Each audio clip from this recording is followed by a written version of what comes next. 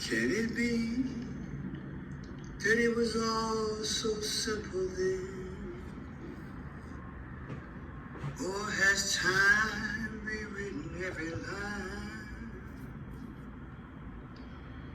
If we had the chance to do it all again, tell me, would we? Could we? Good morning, ladies and gentlemen. I am Frank Shad Pearson, and welcome to my channel. It is Thursday. Happy Thursday, October 17th of 2024, 8:39 in the a.m. I pray you guys have a beautiful day. Crisp, sunny day here in Chicago. Wag the dog. Wag the dog. Remember this movie back in the day, Dustin Hoffman? Boy, how time flies. 1997. Well, that movie, what was it about? Produced and directed by Barry Livingston, the film centers on a spine doctor and a Hollywood producer who fabricated a war in Albania to distract voters from a presidential sex scandal. A scandal. Kind of makes you wonder what scandal is brewing before us. What's hidden? Well, here we go. Israel's response to Iran. Oil refinery. Fire sparks tension amid casualties. A fire broke out at an oil refinery in Iran, leading to 1 death and 4 injuries. The Middle East is tense as Israel may respond to Iran's recent missile attack. Prime Minister Netanyahu reportedly told President Biden that Israel would avoid non-military targets, which might affect the U.S. decision to supply advanced defense systems. The cause of the fire at the Iranian refinery is still unknown. However, there is speculation about possible Israeli involvement. This incident adds to the already high tensions in the region. Both countries have a history of conflict, and any new event can escalate further the situation. Let's look at some history right quick, okay? How many oil refineries does Iran have? Now Iran has 10 main oil refineries, okay? Of which one had some mild damage. I can hear you saying the timing is perfect, right? We're about to have fall and winter. Gas prices already high. And the markets reacted to that, which just happened less than a week ago. And our politicians are going back and forth, tossing psychological bombs at each other. And here we have this Middle East situation, this never-ending situation. I want to read some things to you. Always a copyright issue, so I'll just read. I'll let you read. Iran oil facility on fire amid Israeli tensions. Casualties as oil refinery burns in Iran's Kazakhstan. Fire probe underway as Israel vows retaliation. Well, we heard that before, right? At least 1 person was killed in a fire at a small Paris Petro Shustar refinery in Iran. The fire was reported from Kazakhstan province, according to Iranian state media. Local authorities attribute tanker collision with gasoline tanks as cause of the incident. Iran officials said the deadly fire incident is under investigation, Arab media reported.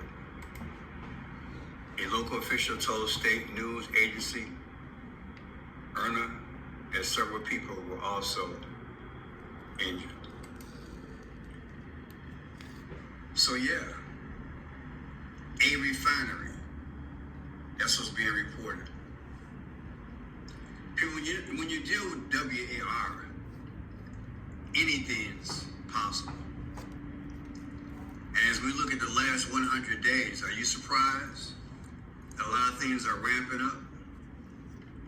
You know, they got this thing out here called a bucket list. Have you seen it? Have you seen it? Biden's 100-day bucket list. Michael Moore's been pushing this thing. All these people out here who are not elected got their 2 cents out here, right? And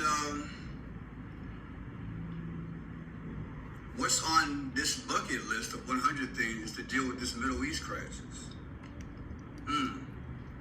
Interesting, right? What would you like to see on this bucket list? Right? What would you like to see on it? Let's go down that list. How about that?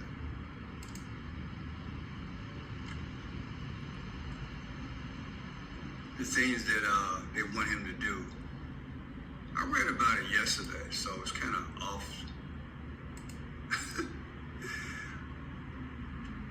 And I'm wondering, can he get to it? Can he actually get to it? Or is this just a mask of what he already wanted to do? You know? Look at that. Equal Rights Amendment for women, right? Cancel all student loan debt. Cancel medical debt too. Close Gitmo, Guantanamo Bay. Free Cuba, free our souls. Be Israel's best friend, stop the slaughter. Back in USSR, keep your comrades warm. Empty federal debt row, death row. Free Leonard Peltier, pardon Edward Snowden. What would you like to see on the list? Personally, I would just like to see Joe just give it up. Walk away. There's no legacy to be attained here. To be honest with you, 100-day bucket list is not going to change anything in my mind. All this is a Hail Mary in hopes that people will remember the now. Sorry, inflation is speaking. Look at this here.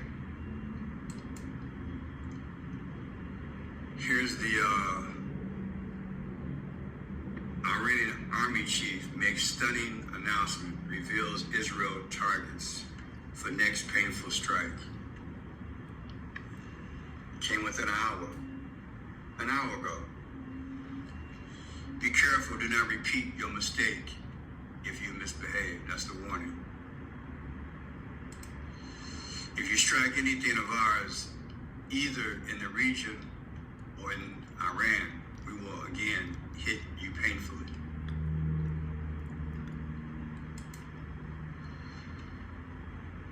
Warns against targeting Iranian assets. That's key, people. They got 10 refineries. The market's already reacting to it. Oh boy, the Antichrist. He means business. I don't care what anybody say. This Middle East has so many levels, and one of the major levels is to hurt us economically, people. Look at the timing of it. We're just gradually going there, right? Iran army calls on Muslim nations to stand against Israel. You know, the more casualties, the more possibility of unification. IRGC Chief Hassan Salami warned Israel of painful retaliation if Iran assets are attacked. Oh yeah. It's like they're seeding the atmosphere and things are already out there in play. And not only do you wag the dog, you fall right into this international storybook, so to speak, and you watch it. You watch cause and effect now more so on a weekly basis, right? Targets in region or in Iran. He emphasized retaliation if Israel strikes. And see, that's the new war, hitting the assets. Can we afford that? Be careful, do not repeat your mistakes if you misbehave. Can America deal with all this? We have this energy transformation here in America. We got a hotbed issue in the Middle East.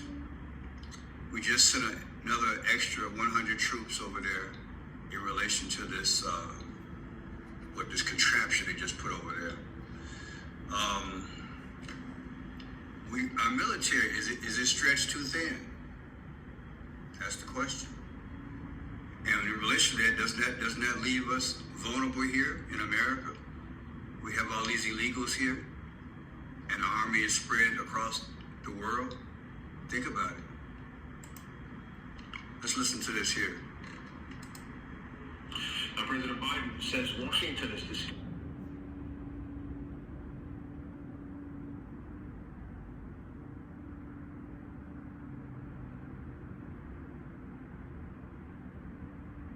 America. And so what happens is that this is a convenient excuse. That is, WAR to me is a convenient excuse by our so-called leaders. He's going to react. Netanyahu's going to react. Iran's going to react. If we even think about having $200 barrel oil, $200, people, we would spiral definitely into a deeper recession, of which we have been in one for a couple of years now. No doubt about it. Do you understand how sensitive this issue is? Now, I'm sure a lot of you guys have done research that we have enough oil, that we don't really need this Middle Eastern thing. Pastor Lindsay back in the day, I reported on that, said that we found oil in America, that we really don't need anything else. So to me, this thing is being manipulated. But, will they ever let that out? Probably not. Because they have to have a excuse as they make their moves internationally, which will bring all of us into an agreement to go into a one world system. So the spoiled, if you will, the Bible speaks about the spoiled. This is where we're at, people. Even if it reaches $120 a barrel, you're talking $6 to $7 a gallon. Now we definitely are neutralized, and now we conform into what? These 15-minute cities. Do you see how this thing is being allegedly crafted? Do you see it now? I mean, all this negative rhetoric that I just showed you last few minutes.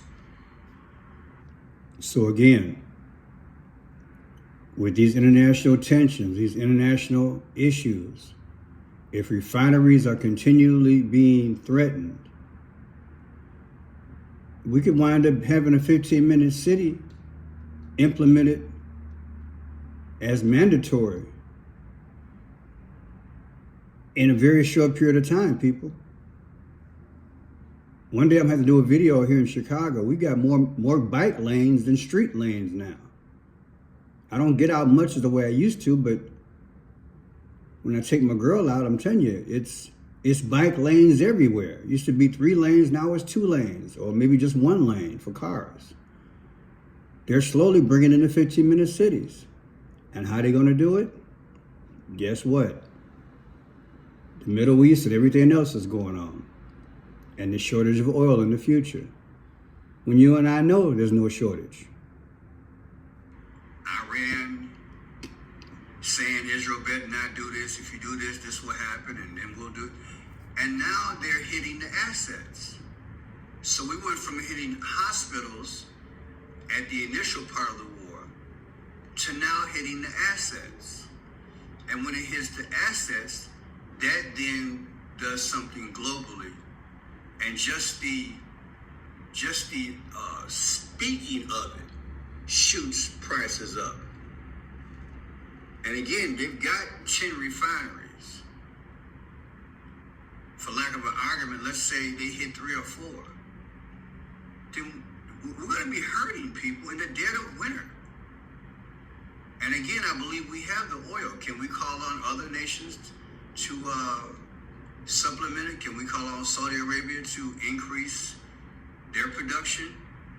I don't know. I read, you read. If you're globalist, you control the media, you instigate this thing, then it's just where I speculated a few months ago. They wanted at a crisis point where now the UN peacekeeping force will come in, NATO would get involved, they put their heads together, and boom. You know what? We need to stop this war, this war, a potential war conflict, and we need to come under one leadership with the United Nations. That's where I believe we're headed. And like I showed you guys in videos about a month ago or less, when I covered the Middle East with Andrew Young, allegedly trying to negotiate the peace treaty between Egypt and Israel back in the day, and he got caught. And Biden and the Carter administration said they didn't know anything about it. And the PLO was, a big part of that with Yasser Arafat. And now you got Hamas. History repeats itself. You think the powers don't nudge back toward history and repeat it again? That's what they're doing. This time it's a global effect. And what happens is that it's going to be a majority rule where the majority of the nations will be like, look, America, Israel, Egypt, Palestine, you guys can't negotiate the thing? Fine, we're going to do it. Now you got to be in this one world system.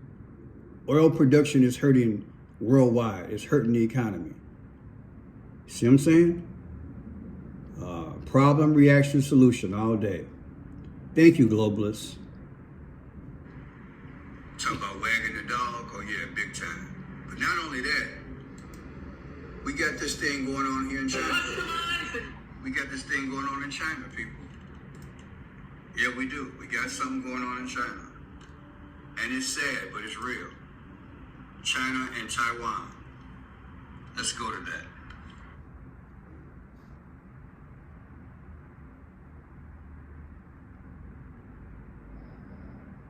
And our interests, quote unquote, and our allies, quote unquote. You think China does not look at that where we're at? China has been positioning themselves, positioning themselves strategically, sitting their ships in that Taiwan region. They want Taiwan, make no doubt about it. And we're so thin, and we have a quote-unquote archaic leader in Joe Biden. These are not good times. And so can you blame China or any other enemy that we have to make a move right now?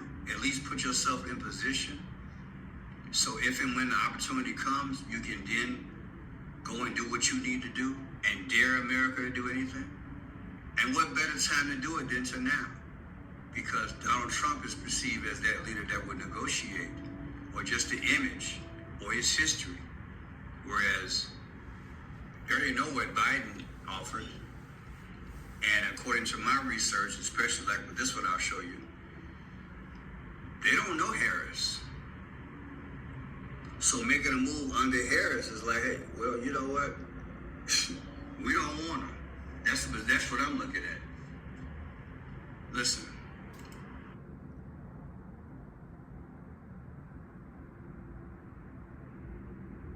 Did that not happen in Israel? Listen.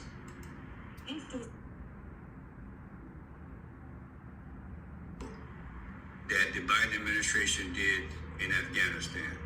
I rest my case. That made us vulnerable. We've been vulnerable ever since in terms of image.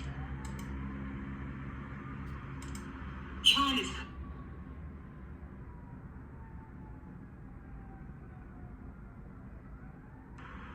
Then we can have another 9/11. That's where we're at. And we really shouldn't have to be there. Shouldn't have to be there. Now, here's my last video. I'm scared.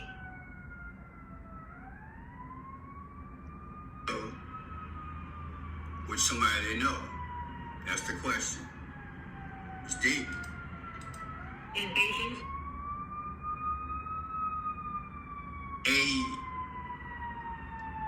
A presidency can be heavily influenced by international affairs. Better. And believe it or not, it's been said not only in this administration, but it's been said ever since we became a solidified international order. A presidency can be heavily influenced by international affairs. And things that our foes and allies, their decisions can be affected as well. I'm Friend Shot Pearson. We appreciate the work and the perspective. Thumbs up. Please do a thumbs up. Let's get this information out. Just want you to think, and I want you to pray.